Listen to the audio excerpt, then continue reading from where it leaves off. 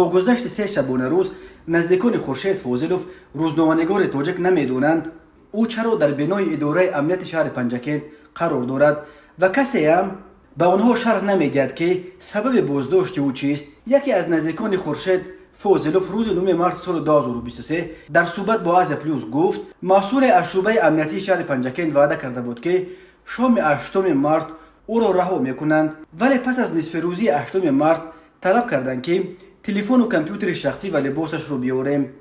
یک مرتبه نشان دادند، گفتند بیاناتش رو گرفتیم. به همش اقرار شد، ولی مشخص نگفتند که به چه گناهی اقرار شده است. گفت یکی از نزدیکانش در صحبت با از پلوس.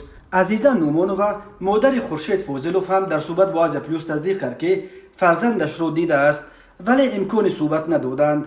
خورشید رو دیدم اما نگذاشتن صحبت کنیم. نمیدونم چرا پسرم در بازداشت است، چون هیچ کس شر نمیدهد، گفت عزیزا نومانووا. عین حال نزدیکان روزنامه‌نگار در پی جستجوی وکیل دفاع بودند، زیرا میخواهند ادوکات با استفاده از وکالت به مقامات قدرتی مراجعت کند تا سبب بازداشت خورشید فوزلوف را شرح دهند.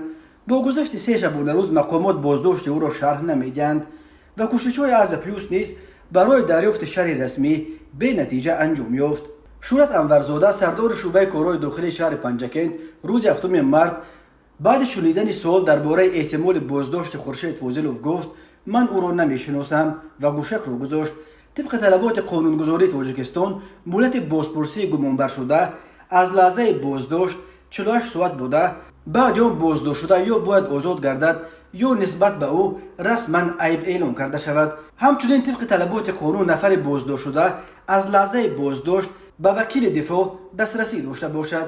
یادآور میشویم خورشید فوزلوف از منطقه زرافشان برای رسانه‌ها خبر و گزارش مینوشت و پس از نصف روزی 6 مارس در داخل اداره مهنت، مهاجرت و شغل اهالی شهر پنجکند از سوی افراد ناشناس که در تن لباس ملکی داشتند دستگیر و به سوی نامعلوم برده شد.